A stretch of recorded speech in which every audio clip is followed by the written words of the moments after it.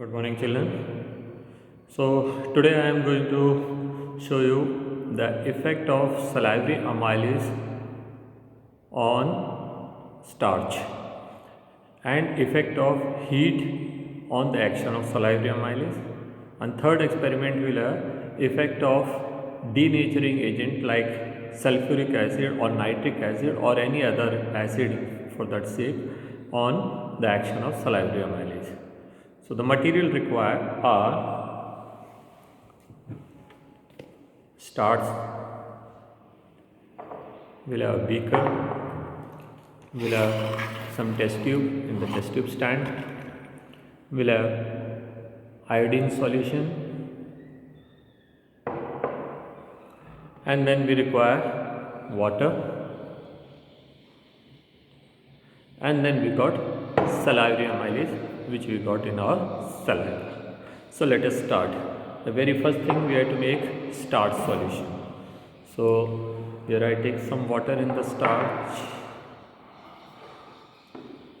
Here I take some water. And this much is enough.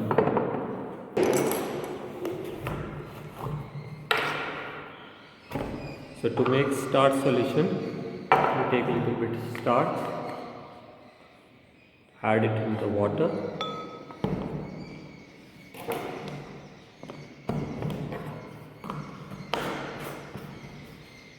with the help of the glass rod we just stir it.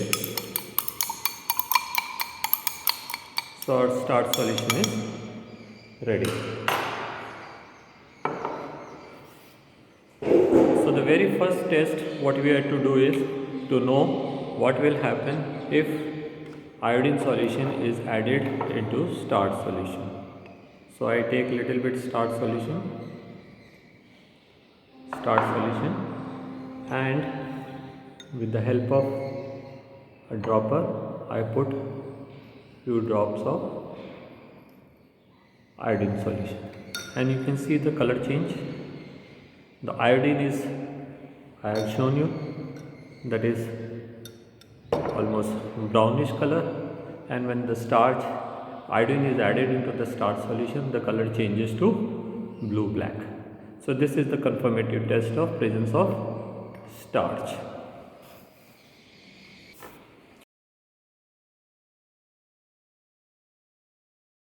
Now we have to prepare saliva solution. So for that we have to roll our tongue on the upper palate, so it will produce saliva in your mouth.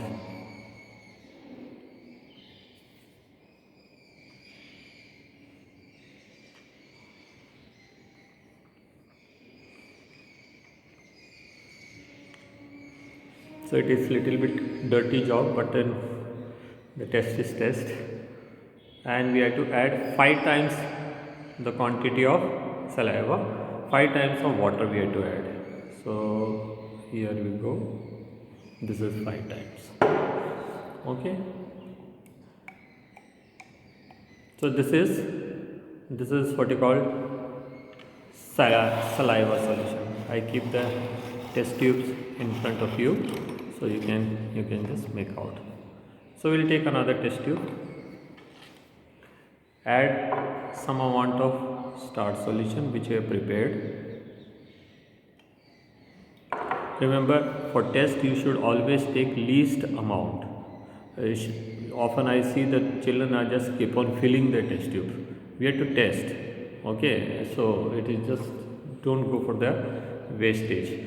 So suppose I have taken, it's almost 1 milliliter, so I'll add a little bit of starch in it.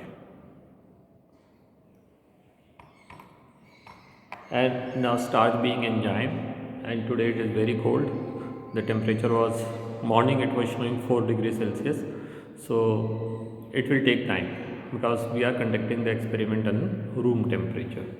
So this is my test tube. I had to keep it for 3 minutes.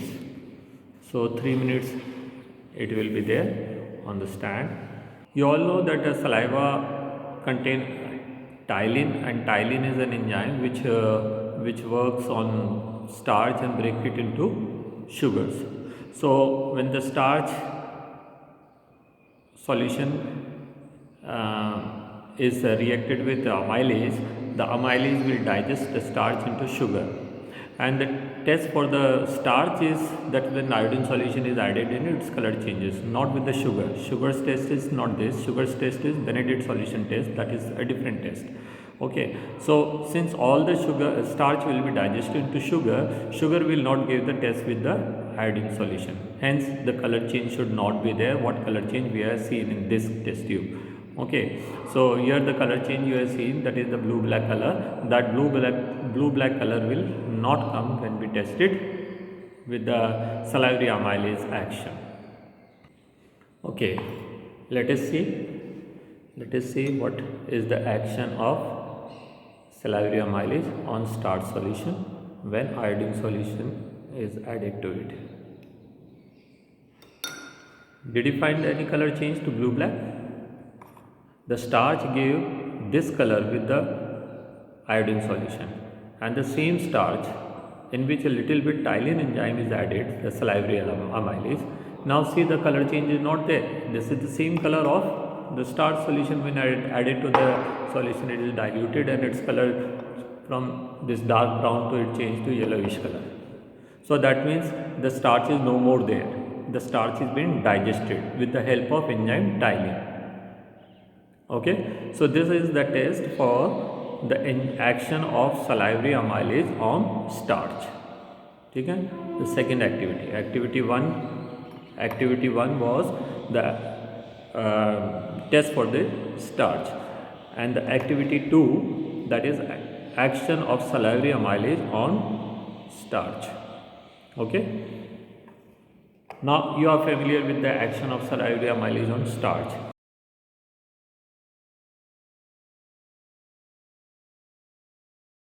Now we shall do another activity. In this activity we have to just heat it. We will see that what happens when the salivary amylase is heated.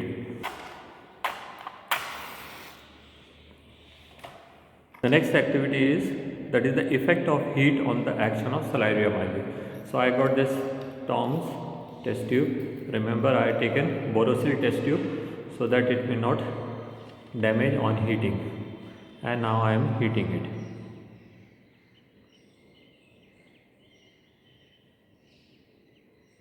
And you can see it is boiled, it is boiling. Okay, that's more than enough. I'll put the spirit lamp off.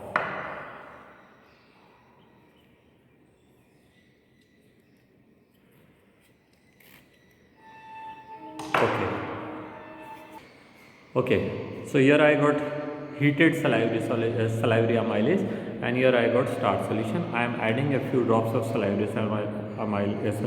into salivary amylase, heated salivary amylase, and let us wait for the same 3 minutes.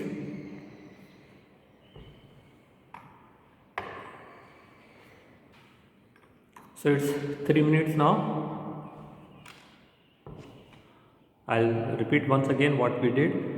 We have taken some saliva solution, heated it, and after the heating, what we are doing, added the starch solution in it, and now we are putting a few drops of iodine solution in it. And you see, this was the first test when the starch iodine was added into starch, the color change. This activity, or rather I'll repeat step by step.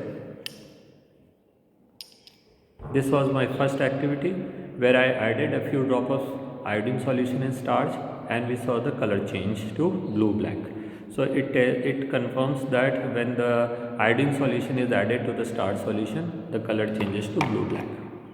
In this activity, what we did, we have taken some starch solution. We have taken 1 milliliter of starch solution, added around half milliliter of salivary amylase solution, and waited for 3 minutes, and then added 2-3 drops of iodine solution, and we see that there is no color change. And now third one, we have taken salivary amylase solution, heated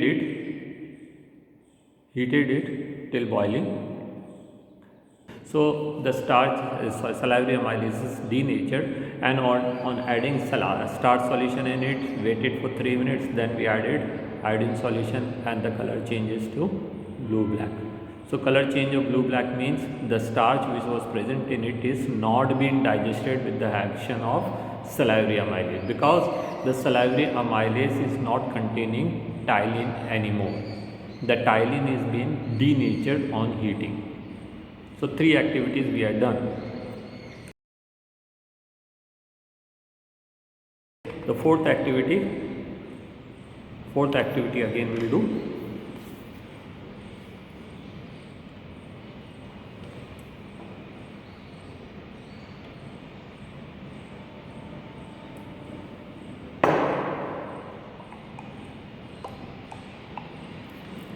Okay, so this is the fourth activity.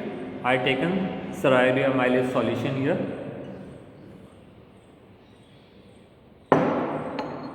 I am adding a few drop of nitric acid in it.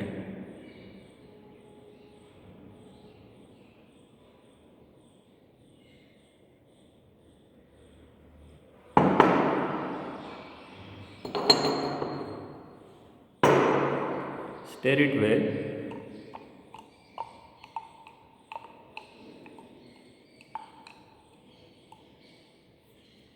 Okay, I take small amount of it in a test tube, add around 1 milliliter iodine solution, wait for 3 minutes.